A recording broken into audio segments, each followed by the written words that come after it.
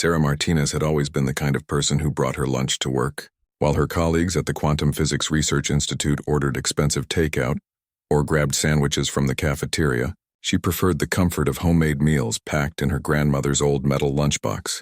The faded blue container had accompanied her through graduate school, her doctorate, and now her position as a senior researcher studying dimensional anomalies. On this particular Tuesday morning, Sarah felt the familiar weight of the lunchbox as she walked through the sterile corridors of the institute. She had packed her usual turkey sandwich, an apple, and a thermos of coffee. Nothing extraordinary, nothing that would suggest her life was about to change forever. The morning passed in its typical rhythm of calculations, theoretical discussions, and the endless hum of machinery that kept their particle accelerators running. Sarah barely noticed the subtle vibrations that had started emanating from her desk drawer, where she had stored her lunchbox alongside her personal belongings. It was during the lunch break that everything changed. Sarah retrieved her lunchbox and found a spot in the institute's small garden area, a patch of green surrounded by concrete and glass. She settled onto a bench under an oak tree, enjoying the brief respite from fluorescent lights and recycled air. The lunchbox felt different somehow. Heavier than usual, though she couldn't quite put her finger on why. Sarah dismissed the thought as she popped open the familiar latches. The lid opened with its characteristic creak and Sarah froze. Instead of her carefully packed lunch, she stared into what appeared to be an endless expanse of space. Stars twinkled in impossible distances. Nebulae swirled in brilliant colors that hurt to look at directly, and planets hung suspended in the cosmic void like jewels scattered across black velvet. Sarah blinked hard, certain she was experiencing some kind of hallucination brought on by too many late nights in the lab. But when she opened her eyes, the impossible sight remained. The interior of her grandmother's lunchbox had become a window into the universe itself.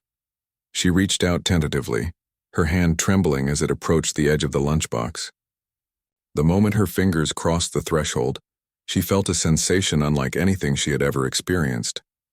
It was as if she was simultaneously touching everything and nothing, connected to the vast network of space and time that stretched before her. A voice suddenly filled her mind, not heard through her ears but perceived directly by her consciousness. The communication was complex, layered with emotions and concepts that human language couldn't fully capture. But somehow she understood. Finally, the voice said, carrying undertones of relief, curiosity, and something that might have been hope. "We have been waiting so long for one of your kind to find us." Sarah jerked her hand back, nearly dropping the lunchbox. She looked around frantically, expecting to see curious colleagues or security personnel rushing toward her. But the garden remained empty. Somehow, impossibly, no one else seemed to notice that she was holding a portal to the cosmos in her hands. "Who are you?" she whispered, feeling foolish for talking to a lunchbox but unable to stop herself. "We are the Collective," came the response, and suddenly, Sarah's mind was flooded with images, civilizations spanning thousands of worlds, beings of pure energy and others made of crystalline structures that defied physics, technologies that could reshape reality itself, all connected in a vast network of consciousness that spanned galaxies. "But that's impossible," Sarah said, her scientific training warring with the evidence before her eyes. "The distances involved, the energy requirements for communication across galactic space, impossible by your current understanding." The voice agreed with what felt like gentle amusement. "Your species thinks in terms of linear physics, of barriers and limitations. But consciousness itself is not bound by such constraints. What you call quantum entanglement is merely the tip of an iceberg that extends into dimensions your mathematics have only begun to touch." Sarah found herself leaning closer to the lunchbox, drawn by a combination of scientific curiosity and something deeper, more primal. The stars seemed to pulse with life, and she realized that many of them weren't stars at all, but vast structures created by intelligences so advanced that they could manipulate matter and energy on a cosmic scale. "Why me?" she asked. "Why my lunchbox?" "The container itself is not important," the voice explained. "What matters is the quantum signature left by generations of human contact. Your grandmother carried this vessel through joy and sorrow, hope and despair. Your mother used it during her own studies, adding her own emotional resonance, and you have brought it through years of contemplating the deepest mysteries of your universe. The accumulated quantum impressions created a unique resonance pattern that we could finally lock onto. You've been trying to contact us for millennia, Your species is unusual. Most intelligent life follows predictable patterns of development. They discover fire, create tools, develop technology, and eventually reach out to the stars. But humans are different. You combine rational scientific thought with deep emotional complexity in ways that create unique quantum signatures. Your consciousness operates on frequencies that most species never achieve. Sarah realized that her hands were shaking. The implications of what she was experiencing were staggering. First contact with alien intelligence, proof of advanced civilizations, technologies that could revolutionize human understanding of physics, and it was all happening through her grandmother's lunchbox in an institute garden. "What do you want from us?" she asked. "Want?" The concept seemed to puzzle the voice. "We wish to share, to learn. Your species possesses something that most advanced civilizations lose as they evolve. The ability to experience wonder. We have watched you through your radio signals, your primitive space missions, your art and music and literature. You create beauty from chaos, find meaning in randomness, love in the face of inevitable loss. These are qualities that become rare as consciousness expands and merges with the cosmic flow." The garden around Sarah seemed to fade as she became absorbed in the cosmic vista before her. She could see movement among the stars now, patterns of light that suggested massive ships or structures moving between worlds. The scale was overwhelming, but somehow her mind was adapting, expanding to accommodate concepts that should have driven her insane. "There is danger coming," the voice continued, and Sarah felt a chill that had nothing to do with the autumn air. "Something that threatens not just your world, but all conscious life in this galaxy. We have fought it before, but it has returned, and this time it is stronger. We need allies with fresh perspectives, new ways of thinking. We need humanity." As the weight of this revelation settled on her shoulders, Sarah realized that her simple lunch break had just become the first step in humanity's greatest adventure. And somewhere in the back of her mind, she couldn't help but smile at the thought that her grandmother would have been proud to know her old lunchbox had finally found its true purpose. Sarah spent the rest of her workday in a daze, mechanically going through the motions of her research while her mind reeled from the morning's encounter. The lunchbox sat innocuously on her desk, looking like nothing more than an old metal container, but she could feel it humming with barely contained energy. Every few minutes she would glance at it nervously, half expecting her colleagues to notice something unusual about the way light seemed to bend slightly around its edges. When evening finally arrived and the institute emptied out, Sarah remained at her desk. She had sent a text to her roommate claiming she was working late, which wasn't entirely a lie. This was definitely work, just not the kind she had trained for during her 8 years of higher education. With trembling hands, she opened the lunchbox again. The cosmic vista spread before her immediately, as if it had been waiting patiently for her return. The voice greeted her with what felt like warmth. "You came back. We were uncertain whether your species' tendency towards self-preservation would override your curiosity." "I'm a scientist," Sarah said simply. "Curiosity is literally my job description. Besides, you said there was danger coming. I need to understand what that means." "Understanding requires context," the voice replied. "And context requires knowledge that your species does not yet possess. Are you willing to learn, even if it challenges everything you believe about the nature of reality?" Sarah thought about her career, her careful adherence to peer review and established scientific method, the comfort of working within well-defined parameters of known physics. Then she looked at the swirling galaxies in her lunchbox and realized that comfort was a luxury she could no longer afford. "Teach me," she said. What followed was unlike any educational experience Sarah had ever encountered. Instead of words or images, knowledge flowed directly into her consciousness. She learned that what humans called the universe was actually just one layer of reality, stacked upon countless others like pages in an infinite book. The collective existed across multiple dimensional layers simultaneously, which explained how they could communicate instantaneously across galactic distances. The mathematics involved made her head ache, but gradually she began to understand. Consciousness itself was a fundamental force like gravity or electromagnetism, but operating in dimensions that humans couldn't normally perceive. Advanced civilizations learned to manipulate this force, using it to bind their minds together across vast distances and create technologies that seemed to violate basic physical laws. "Your Einstein was closer than he knew," the voice explained as Sarah struggled. to process concepts that had no equivalent in human language. When he spoke of spooky action at a distance, he was observing the effects of consciousness-mediated quantum entanglement. But he lacked the framework to understand what he was seeing. You're saying consciousness affects quantum mechanics? Consciousness doesn't affect quantum mechanics, came the correction. Consciousness is quantum mechanics, at least the parts your scientists haven't discovered yet. Every thought, every emotion, every moment of awareness creates ripples in the quantum foam. Most species learn to control these ripples, to use them for communication and computation and construction of reality itself. Sarah watched as the cosmic vista in her lunchbox shifted, zooming in on a particular star system. She saw planets covered in structures that defied description. Beings of living light constructing new worlds from pure thought. Vast networks of consciousness spanning multiple galaxies like neurons in an impossibly large brain. The collective is not a government or an empire. The voice continued. It is an emergent consciousness that arises when billions of advanced minds choose to share their thoughts and experiences. Each member retains their individuality while contributing to something greater than the sum of its parts.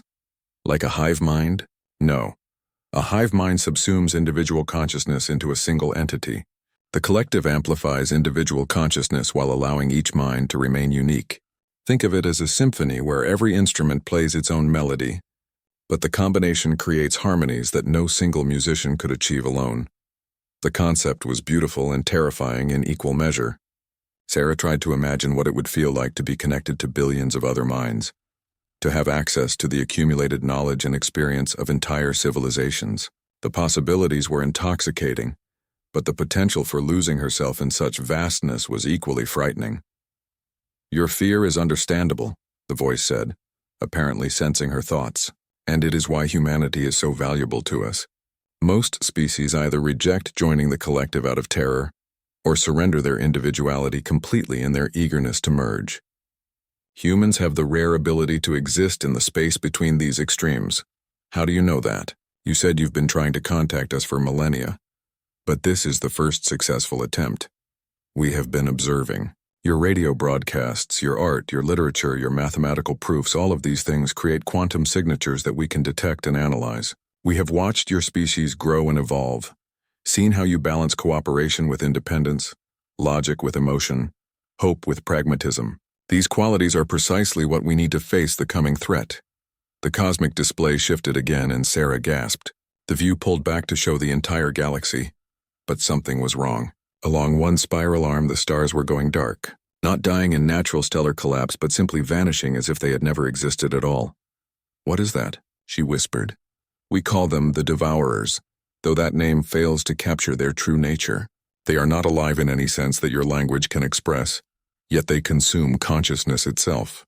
They feed on the quantum patterns that arise from intelligent thought, leaving behind nothing but empty space where civilizations once flourished. Sarah stared at the expanding zone of darkness with growing horror. How many worlds have they destroyed? In this galaxy alone, millions. They have been working their way along the spiral arms for nearly 10,000 of your years, moving systematically from the outer rim toward the galactic core. We have fought them before, but they learn from each encounter, adapting their methods to counter our defenses.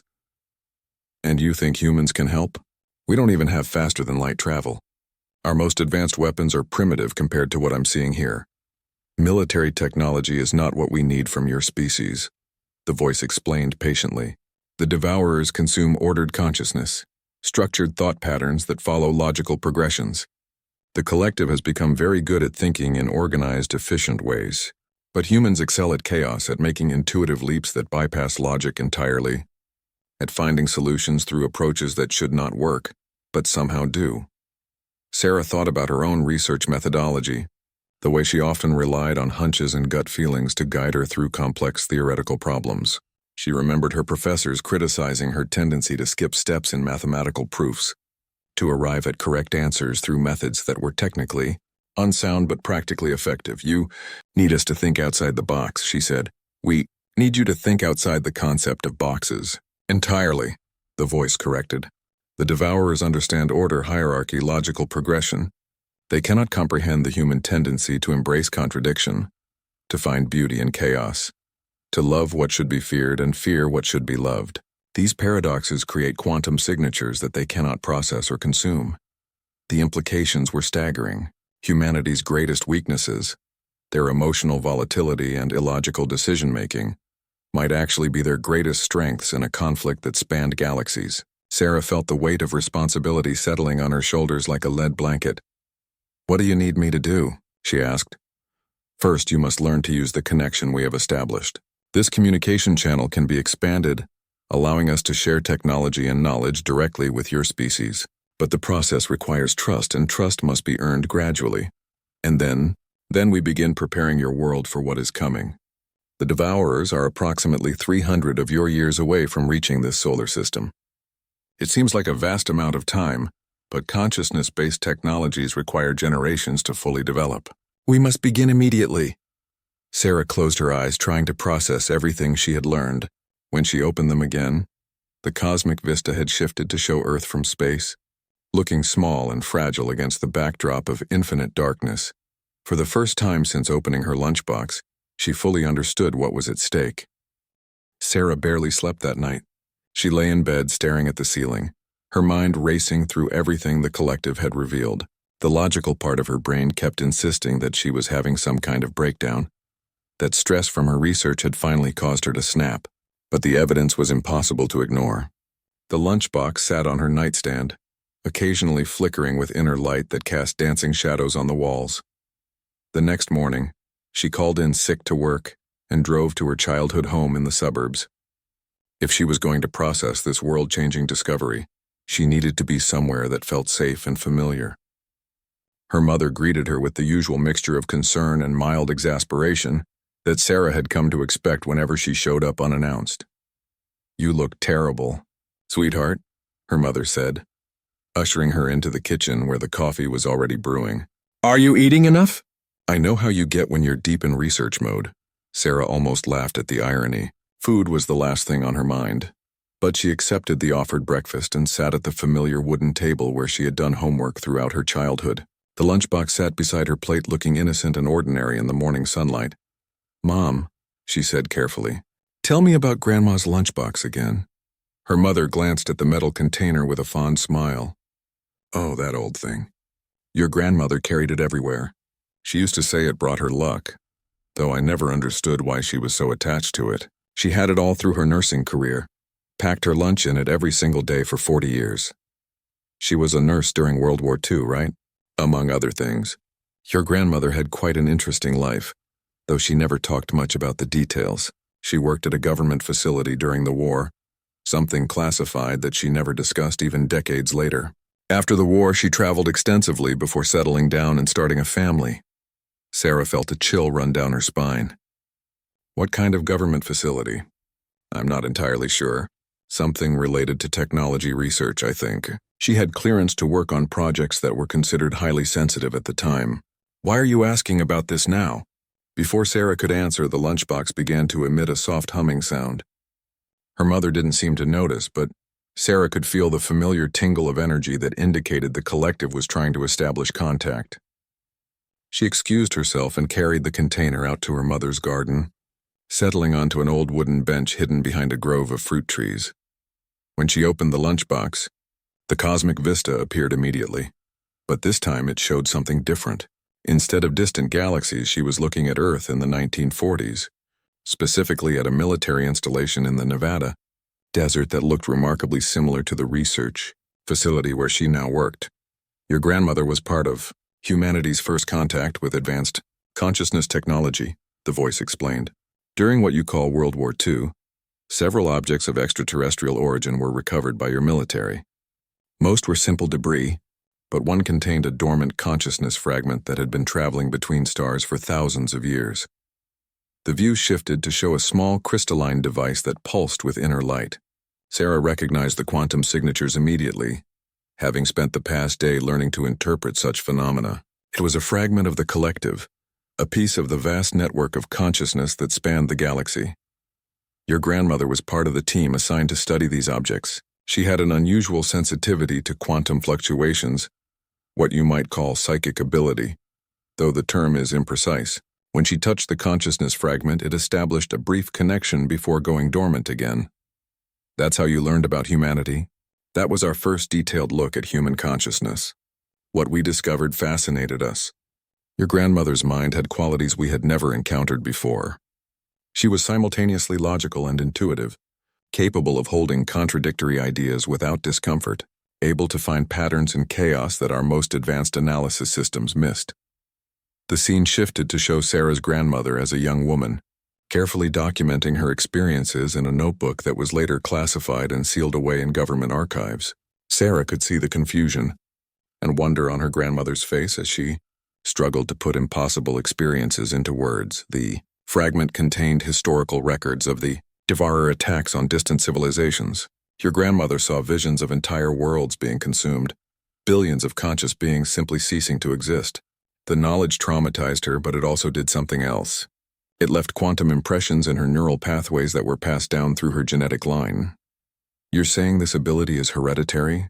Not the ability itself, but the potential for it.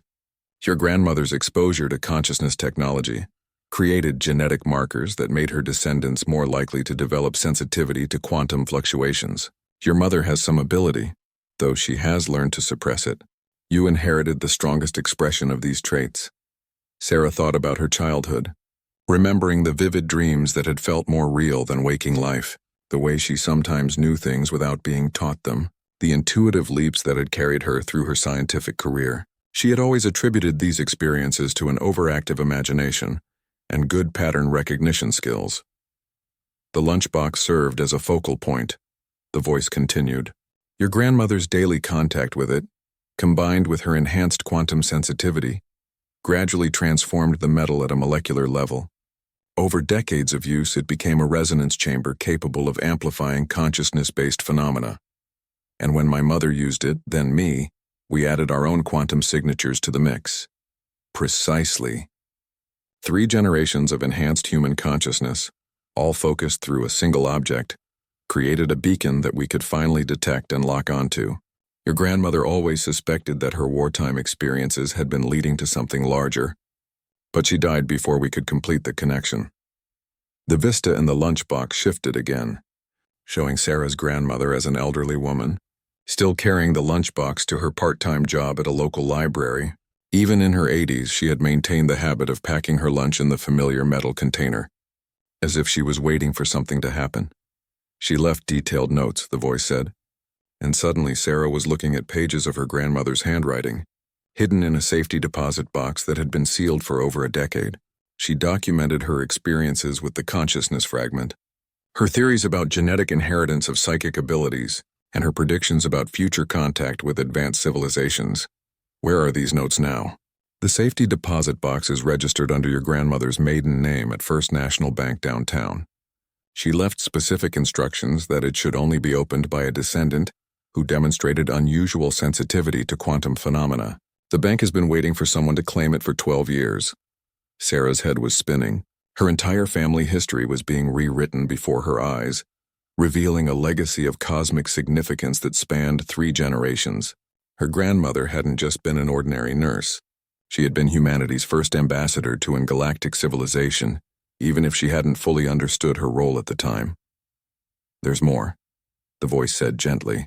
The consciousness fragment that your grandmother encountered is still in government custody. It has been dormant since the 1940s, but it contains vast amounts of information about the collective and the devourer threat. If we can reactivate it, it will provide your species with a significant technological advantage. How do we do that? The same way we establish this connection. The fragment responds to the unique quantum signatures produced by enhanced human consciousness. But it will require more than just you. We need to identify other descendants of the original research team, people who carry similar genetic markers. Sarah realized that her personal discovery was about to become a global mission. Finding these individuals would require resources and connections that she didn't possess. She would need help, which meant bringing others into the secret. Who else knows about this? She asked. Currently only you. But that must change if we are to succeed. The devourer threat requires a coordinated response from your entire species. We need your governments, your scientists, your military leaders to understand what is coming. They'll never believe it. Even if I could prove that this connection is real, The idea of galaxy-spanning civilizations and consciousness-eating entities is too far outside normal human experience. That is why we need the consciousness fragment, physical evidence that your authorities have been studying for decades, combined with your grandmother's documentation and the demonstration of our communication link, will be sufficient to convince your leaders of the reality of the situation. Sarah looked at her mother's house through the trees, thinking about the ordinary life she had been living just 24 hours ago. Research papers and grant applications had seemed like the biggest challenges in her world. Now she was being asked to help coordinate humanity's defense against a threat that could destroy all life in the galaxy. "What's the first step?" she asked other researcher. "Worked on the Consciousness Fragment project. Many are dead now, but some have living descendants. We need to find them and begin the process of awakening their inherited abilities. And if they don't want to be awakened, then humanity faces the devourers with only a fraction of its potential strength. The choice will be theirs to make, but they deserve to know what is at stake." Sarah closed the lunchbox and walked back toward the house, her mind already working through the logistics of what lay ahead. She needed to take a leave of absence from work, access her grandmother's safety deposit box, and begin the delicate process of approaching people with a story that sounded like science fiction. As she reached the back door, she realized that her mother was watching her through the kitchen window with an expression of deep concern. For just a moment, their eyes met, and Sarah saw something flicker in her mother's gaze. Recognition, understanding, fear. Her mother knew more than she had been letting on. The safety deposit box revealed treasures beyond Sarah's wildest expectations. Her grandmother's meticulous notes filled 3 thick journals, written in a mixture of scientific terminology and poetic description that painted a vivid picture of humanity's first contact with cosmic consciousness. But more than just records, the box contained a list of names and addresses, some crossed out with dates of death noted in the margins, others marked with question marks and forwarding addresses. Sarah spent the next week tracking down the descendants of her grandmother's research team. The work was painstaking and often frustrating. Many of the families had scattered across the country over the decades. Some had changed their names, and others seemed to have vanished entirely from public records. But gradually, she began to piece together a network of potential allies. The first person she contacted was Dr. Michael Chen, whose grandfather had been the lead physicist on the Consciousness Fragment project. Michael himself was a neurologist at Johns Hopkins, which made him an ideal candidate for understanding the scientific implications of what Sarah had discovered. When she called his office and mentioned his grandfather's wartime work, the long silence on the other end of the line told her that she had hit a nerve. They met at a coffee shop in Baltimore, and Sarah brought the lunchbox with her, though she kept it closed during their initial conversation. Michael was a thin, intense man in his 40s with prematurely gray hair and the slightly haunted look of someone who spent his days dealing with the mysteries of the human brain. "My grandfather never talked about his government work," Michael said, stirring his coffee nervously. "But he used to have these episodes, especially when he got older. He would stare off into space for hours, muttering about lights in the darkness and voices that spoke without words. My family assumed it was some form of dementia." "It wasn't dementia," Sarah said gently. "He was remembering contact with an advanced consciousness that exists beyond our normal understanding of space and time." Michael's skeptical expression was exactly what she had expected. She opened the lunchbox. The cosmic vista that appeared instantly wiped the skepticism from his face, replacing it with wonder and terror in equal measure. The voice of the collective greeted him warmly, recognizing the quantum signatures inherited from his grandfather. Within minutes, Michael was receiving the same flood of knowledge that had overwhelmed Sarah days earlier. "Dear God," he whispered, staring at the swirling galaxies. "This is really happening.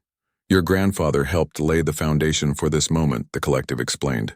"His research into consciousness-based phenomena provided crucial insights that we have been building upon for decades. We need your expertise in neurology to help develop the interfaces that will allow more humans to safely connect with our network." Michael became Sarah's first recruit, and together they tracked down the next name on the list. Rebecca Torres was a software engineer in Silicon Valley, whose grandmother had been a translator on the project, brought in to help decode the symbolic language found in the consciousness fragment. Rebecca herself had always shown an unusual, aptitude for understanding complex systems and finding elegant solutions to seemingly impossible programming challenges. When Sarah and Michael demonstrated the Lunchbox connection, Rebecca's reaction was pure fascination. "This is the ultimate user interface," she said, watching the cosmic displays with the analytical eye of a professional programmer, a direct connection between consciousness and information systems that bypasses all the normal limitations of input and output devices. "We need you to help design the protocols for mass communication," the collective told her. "Your species will require technological interfaces that can handle the complexity of galactic-scale consciousness networks without overwhelming individual minds." The fourth member of their growing team was James Okafor, a military historian whose father had been in charge of security for the original project. James had spent his career studying unconventional warfare and asymmetric conflicts, making him uniquely qualified to understand the strategic implications of the Devourer threat. "You're talking about an enemy that doesn't think like us, doesn't want what we want, and can't be negotiated with," he said after his first session with the collective. "Every conflict I've studied has ultimately been about resources or ideology or territory. But these Devourers just want to erase consciousness itself. How do you fight something that doesn't exist in the same reality you do? That is precisely the question we need you to help answer," the collective replied. "Your species' history of warfare, while tragic, has given you unique insights into adaptation and survival under impossible circumstances. We need those insights to develop new strategies for fighting an enemy that has defeated every conventional approach we have tried." The fifth team member proved to be the most difficult to convince. Dr. Elena Vasquez was a psychiatrist whose great-aunt had been brought onto the project to evaluate the mental health of researchers exposed to the consciousness fragment. Elena herself specialized in treating patients with unusual perceptual disorders, but her scientific training made her deeply skeptical of anything that couldn't be measured and replicated under laboratory conditions. "Mass hallucination," she said flatly when Sarah first contacted her. "Shared psychosis brought on by stress and the power of suggestion. I've seen it before in research environments where people become convinced they're experiencing supernatural phenomena." It took 3 meetings before Elena agreed to look inside the lunchbox, and even then she approached it with the clinical detachment of someone examining a patient's delusion. But when the collective's voice filled her mind with concepts and emotions that were clearly not arising from her own consciousness, her professional skepticism crumbled. "The therapeutic implications are staggering," she admitted, her hands shaking as she processed the download of information about consciousness-based healing techniques. "If mental illness is really just disruption of quantum coherence in neural networks, then direct consciousness intervention could cure conditions we've never been able to treat effectively." The final member of their core team was the most unexpected. Maria Santos was a high school art teacher in Phoenix, whose grandmother had worked as a sketch artist for the project, creating visual representations of the symbols and structures that the researchers had encountered. Maria had inherited her grandmother's artistic talent, but she had also inherited something else: the ability to see patterns and connections that weren't visible to purely analytical minds. "I've been dreaming about this for years," she said quietly after her first contact with the collective. "Stars going dark, voices calling for help, images of things that shouldn't exist. I thought I was going crazy. Your artistic perception allows you to translate concepts that exist beyond normal language," the collective explained. "We need you to help us communicate with your species in ways that bypass rational thought and speak directly to emotional understanding.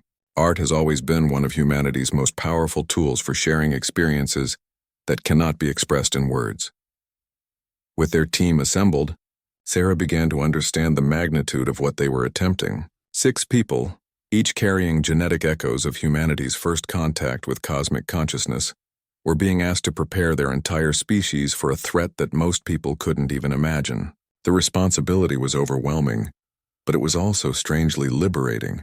For the first time in her life, Sarah felt like she was working on something that truly mattered. Their first major test came when they attempted to reactivate the original consciousness fragment. According to the collective, the artifact was still stored in a government facility in Nevada, the same installation where Sarah's grandmother had first encountered it decades earlier. Gaining access would require convincing military and scientific authorities that their claims were legitimate. James used his military connections to arrange a meeting with General Patricia Hayes, the current director of the facility. The general was a pragmatic woman in her 50s, who had spent her career dealing with classified projects that pushed the boundaries of conventional understanding. When James mentioned the consciousness fragment sat in a containment chamber deep beneath the Nevada facility, exactly where it had been placed 70 years earlier. It looked deceptively simple, a crystalline structure about the size of a football, its faceted surface reflecting light in patterns that seemed to shift when observed directly. According to the facility's records, it had shown no activity since 1947, leading most researchers to conclude that it was simply an unusual mineral formation of unknown origin. Sarah and her team stood before the containment chamber, each of them feeling the familiar tingle of quantum resonance that indicated proximity to consciousness-based technology. The fragment might appear dormant, but their enhanced sensitivity told a different story. It was waiting, patient and aware, for the right conditions to reawaken. The activation process will be unlike anything your species has experienced, the collective warned through their Lunchbox connection. When the fragment comes online, it will attempt to establish a direct link with every enhanced consciousness in the immediate area. The information transfer will be intense and potentially overwhelming. Dr. Elena Vasquez checked the medical monitoring equipment one final time. "We've prepared as much as we can," she said, though her voice carried traces of concern. "Sedatives and neural stabilizers are standing by if anyone shows signs of consciousness overload." General Hayes watched from the observation deck above, surrounded by a team of scientists, military advisors, and government officials who had been hastily briefed on the situation. The past month had been a whirlwind of classified meetings, emergency security clearances, and frantic preparations for an event that no one fully understood. "Are you certain about this?" the general asked through the intercom. "Once we activate that thing, there's no going back. If your alien friends are wrong about its safety, we could be looking at a containment breach that makes Chernobyl look like a minor industrial accident." "The risk of not activating it is far greater," Sarah replied, her hand resting on the control panel that would lower the containment barriers. "We need the information stored in that fragment to prepare for what's coming. Every day we delay is a day lost in our preparations." Michael Chen adjusted the neural interface headset that would allow him to monitor the team's brain activity during the activation. "Neurological readings are stable across all participants," he reported. "But I want everyone to remember that we don't know how human consciousness will react to direct contact with an intelligence that's thousands of years old."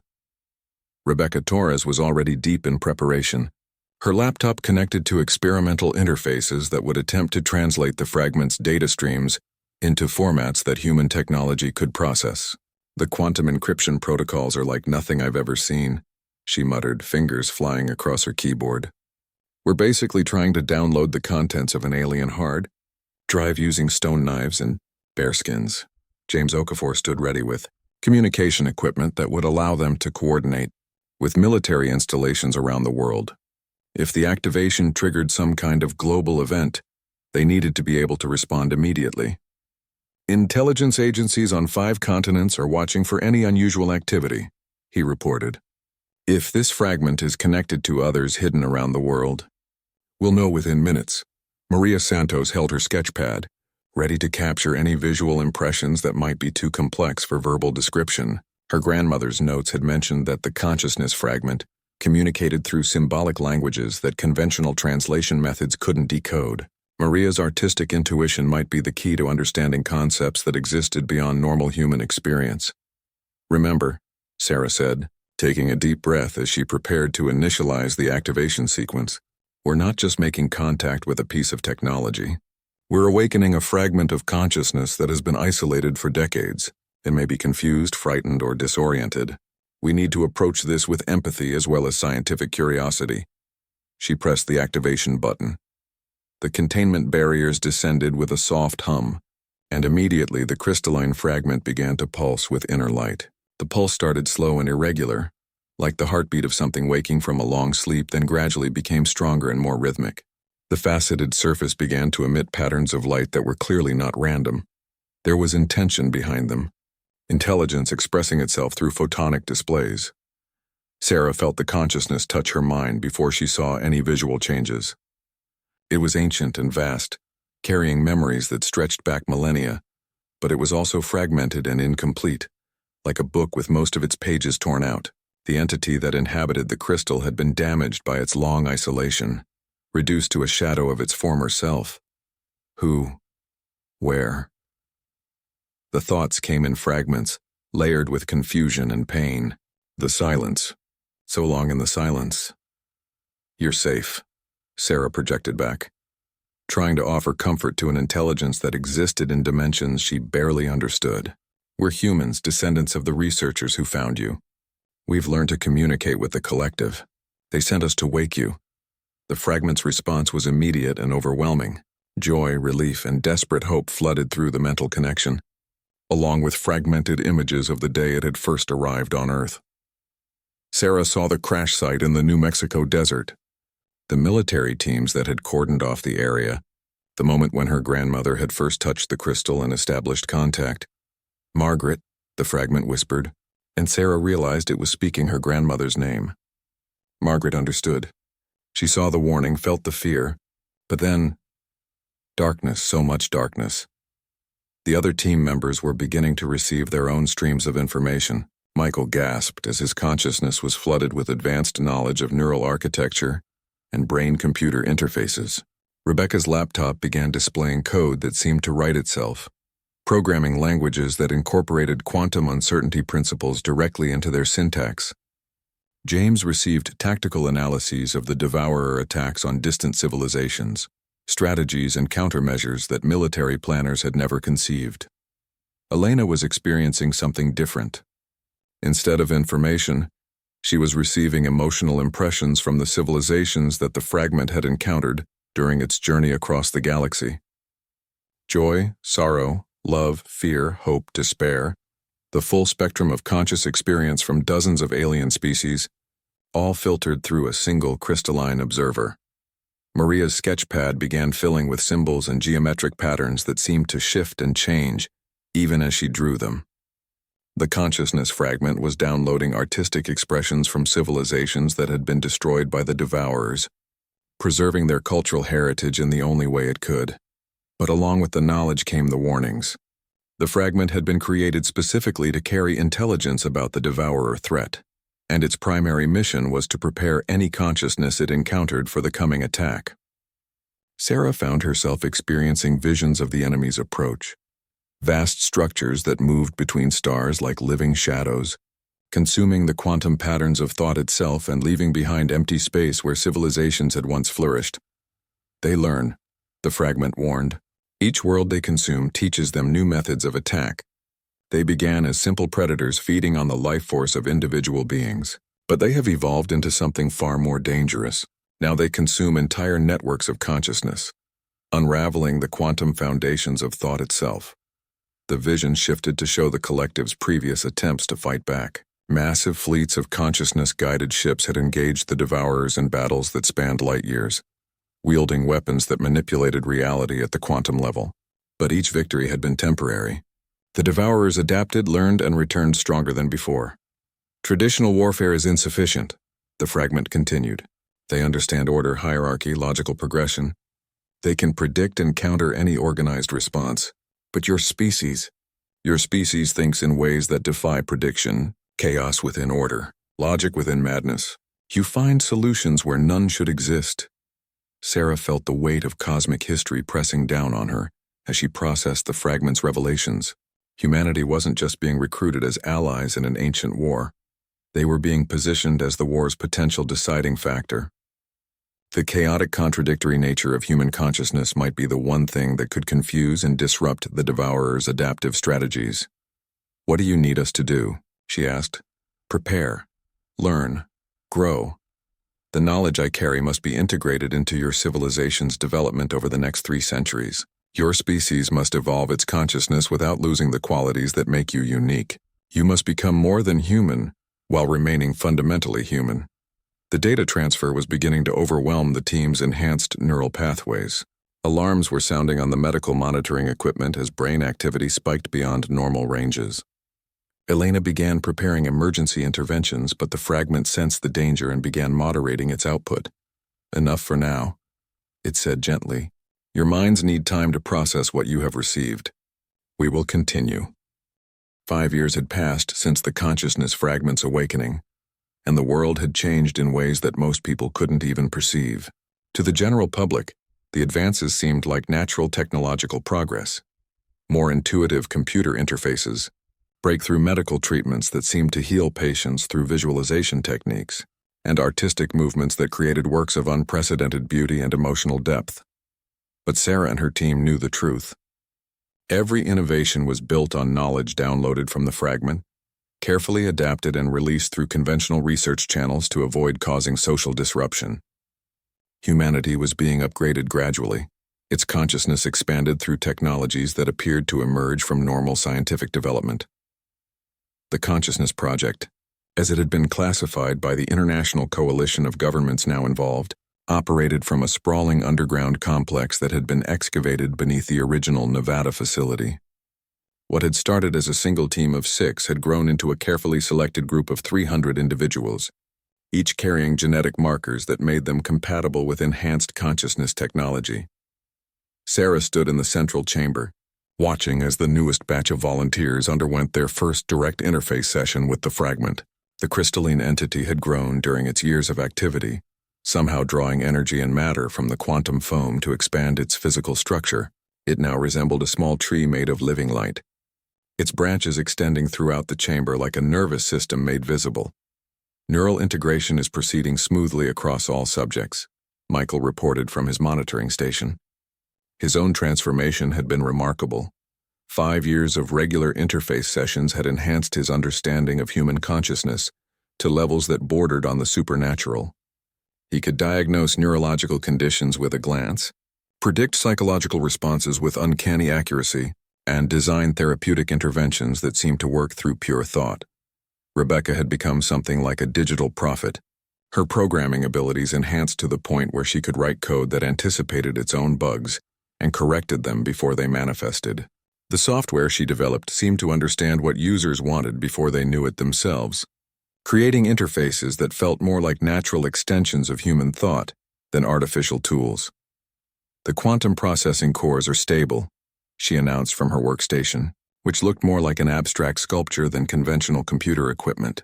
"We're successfully translating fragment data into formats that standard human neural architecture can process safely." James had been instrumental in coordinating the project's expansion to a global scale.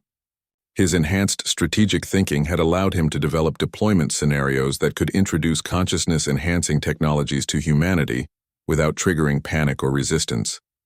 Under his guidance, military forces around the world were being quietly equipped with prototype systems that improved decision-making and tactical awareness.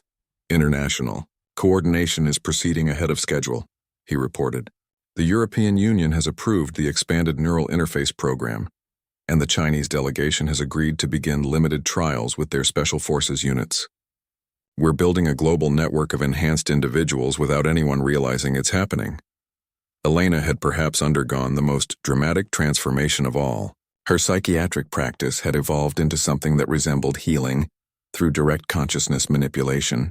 Patients with severe mental illness showed remarkable improvement after sessions that combined traditional therapy with techniques that worked directly on quantum coherence patterns in their neural networks. "Psychological integration success rate remains above 90%, she said, reviewing data from treatment centers around the world. "We're not just healing individual minds, we're developing the therapeutic techniques that will be needed when consciousness enhancement becomes widespread." Maria's artistic abilities had reached levels that critics described as transcendent. Her paintings and sculptures seemed to communicate directly with viewers' subconscious minds, conveying concepts and emotions that couldn't be expressed through normal language. But more importantly, her work was preparing humanity for contact with forms of beauty and meaning that existed beyond conventional aesthetic categories. "The cultural preparation programs are showing excellent results," she reported. "Art installations in major cities are gradually exposing the public to visual and conceptual frameworks that will be familiar when they encounter collective communications directly. But despite their successes, Sarah felt the weight of time pressing down on her shoulders. The fragment's projections showed that the Devourer's approach vector was becoming more precisely defined with each passing year. They would arrive in approximately 295 years, which seemed like an impossibly long time, but represented barely 10 human generations to complete a transformation that would normally take evolutionary ages. "Status report from the Deep Space Monitoring Stations?" she asked. "All quiet," James replied, but his expression was troubled. "No sign of the Devourers yet, but the collective has detected some concerning developments in distant galaxies. The enemy appears to be experimenting with new consumption techniques." The fragment pulsed with a pattern that Sarah had learned to recognize as concern. During their daily communication sessions, it had shared increasingly disturbing intelligence about the Devourer's evolution. They were no longer simply consuming consciousness. They were beginning to preserve and manipulate it, using stolen mental patterns to enhance their own adaptive capabilities. "They are learning to think like us," the fragment had warned during their morning briefing. "Each civilization they consume teaches them new approaches to problem-solving and pattern recognition. By the time they reach your solar system, they may be able to anticipate and counter even your species' chaotic thought patterns." This development had forced a major revision of humanity's preparation timeline. Instead of gradually introducing consciousness enhancement over 3 centuries, they needed to accelerate the process significantly. The risk of social disruption was increasing, but the alternative was arriving at the final battle with insufficient preparation. "We need to move to Phase 3 immediately," Sarah announced to her team. "Full disclosure to world governments and accelerated deployment of enhancement technologies." The decision had been dreaded for years, but it was now unavoidable.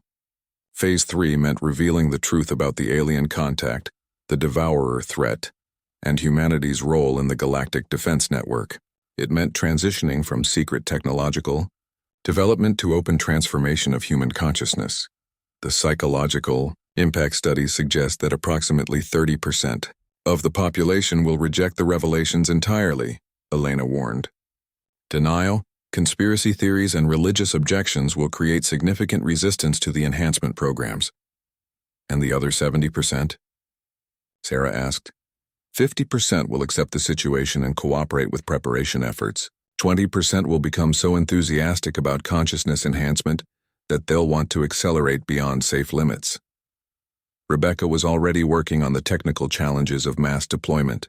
"We'll need to manufacture approximately 8 billion neural interface devices within the next 50 years, she calculated. "Current production capabilities can handle maybe 10 million units annually. We need a complete transformation of global manufacturing infrastructure. The economic implications are staggering," James added. "We're talking about redirecting the majority of human industrial capacity toward consciousness enhancement technology. Food production, housing, transportation, energy. Everything becomes secondary to preparing for a threat that most people can't even imagine." Maria was considering the cultural aspects. "We need to completely reimagine human education and social development," she said. "Children born today will need to be raised with an understanding of galactic civilizations and consciousness-based technologies.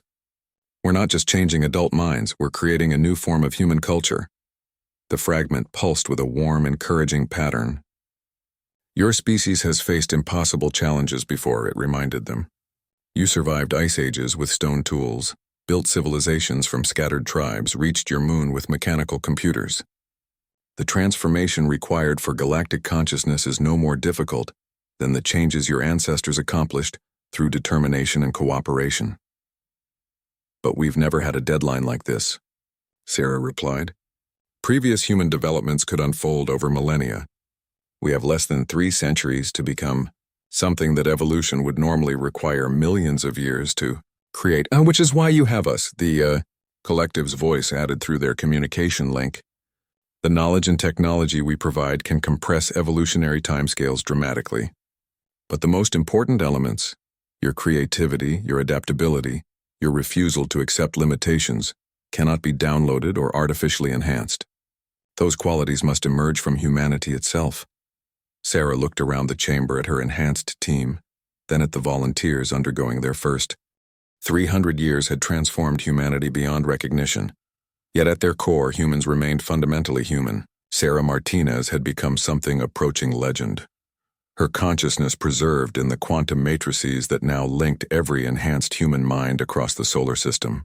Though her physical form had long since passed into history, her awareness remained as sharp and determined as the day she first opened her grandmother's lunchbox. The solar system itself had become humanity's weapon. Every planet, moon, and asteroid had been transformed into nodes in a vast consciousness network that spanned billions of enhanced human minds. Earth remained the emotional center, its surface covered in crystal spires that pulsed with the thoughts and dreams of a species that had learned to think collectively while preserving individual identity. Mars had become the tactical command center, its red surface now covered with installations that could coordinate military responses across interstellar distances. The gas giants served as massive processing centers, their swirling atmospheres infused with quantum computers that could simulate battle, scenarios in dimensions that normal physics couldn't describe. But the most remarkable transformation had occurred in humanity itself. Enhanced humans could exist simultaneously as individuals and as part of a collective consciousness that encompassed the entire species. They retained their creativity, their emotional complexity, and their stubborn refusal to accept limitations. But they had gained access to computational and sensory capabilities that rivaled those of galactic civilizations. Admiral Chen, great-grandson of the original Michael Chen, stood on the command deck of the consciousness ship Unity, watching the outer edge of the solar system through sensors that could perceive across multiple dimensions simultaneously. His enhanced awareness was connected to every defensive installation, every ship, every individual mind in humanity's network. "Contact confirmed," he announced. His thoughts transmitted instantly to every human consciousness in the system. "The Devourers have arrived." The enemy emerged from the space between stars like a living shadow, their dark structures sliding into normal dimensions with movements that hurt to observe directly. They had grown during their journey, consuming the consciousness of entire civilizations and adding their stolen knowledge to their own adaptive capabilities. What approached Earth was no longer the simple predator that had first appeared in distant galaxies, but something that had learned to think like every species it had destroyed. Estimated fleet composition: 733 primary consciousness consumption vessels, 42 dimensional manipulation platforms, and 17 entities that don't conform to any previously observed categories, reported Dr. Torres Prime, the enhanced descendant of Rebecca Torres, whose consciousness spanned most of humanity's defensive networks. Through the Unity's expanded sensory systems, Admiral Chen could see the Devourers' strategy unfolding. They weren't approaching as simple conquerors. Instead, they were attempting to establish their own consciousness network, using stolen mental patterns from destroyed civilizations to create a competing collective that could match humanity's enhanced awareness. "They're trying to outthink us," Sarah's preserved consciousness observed from her position at the center of humanity's network. "They've learned that raw consumption isn't enough against an organized collective. They're going to try to overwhelm us with superior processing power."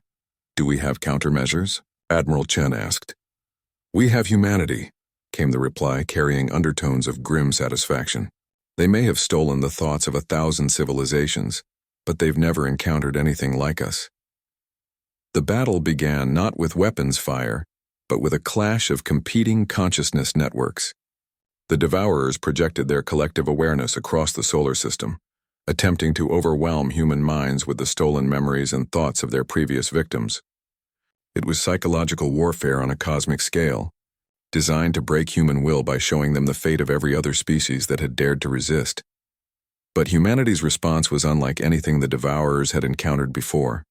Instead of being overwhelmed by the horror of cosmic genocide, enhanced humans absorbed the emotional experience and transformed it into something else entirely.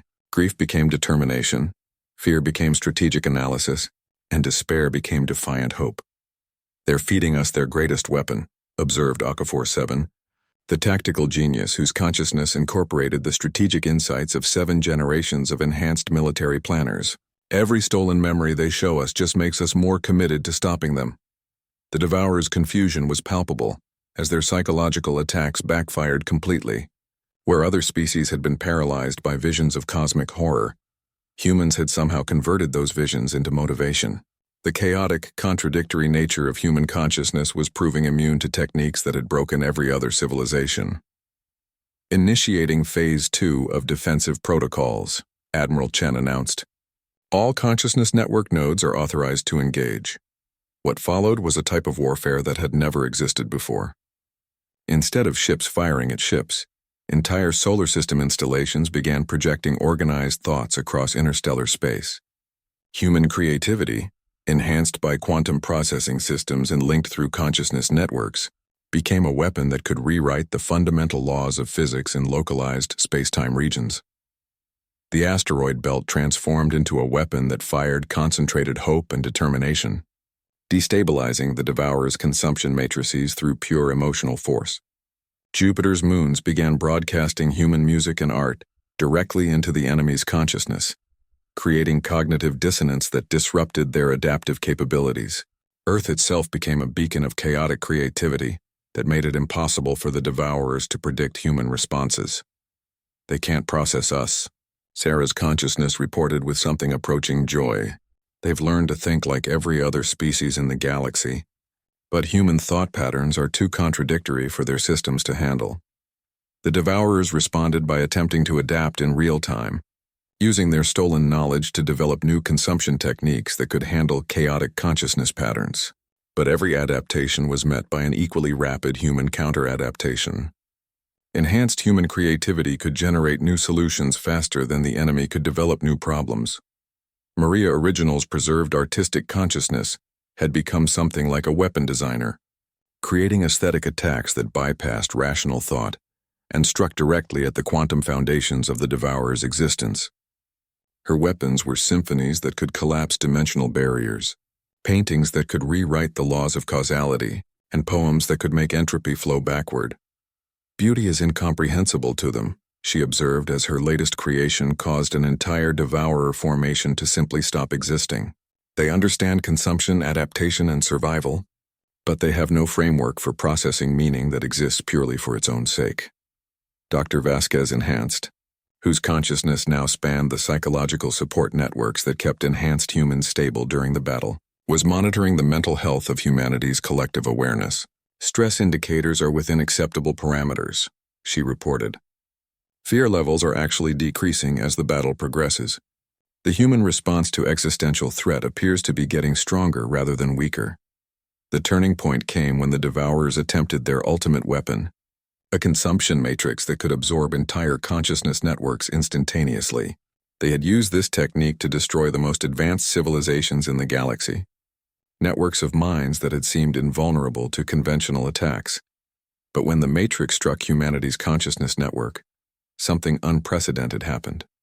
Instead of being consumed, the human collective consciousness infected the matrix itself. Human thoughts, emotions, and creative chaos spread through the Devourer weapon like a virus, transforming it from an instrument of destruction into something that could create, rather than consume.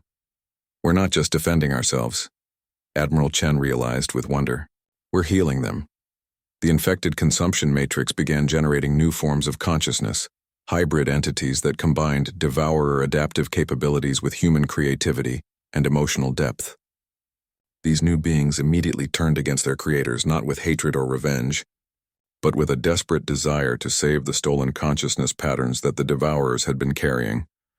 "This is impossible," came a communication from the Devourer fleet, the first time they had ever attempted direct contact with their intended victims. "Your thought patterns are chaotic, illogical, contradictory. How do you maintain coherent consciousness? Because chaos and order aren't opposites," Sarah's consciousness replied gently. "They're dance partners. We've learned to find harmony in contradiction, meaning in randomness, hope in despair. That's what makes us human." The battle's conclusion was unlike anything that galactic history had recorded. Instead of victory through destruction, humanity achieved victory through transformation. The Devourers found themselves changed by contact with human consciousness, their consuming hunger replaced by creative desire. The stolen 300 years had transformed humanity,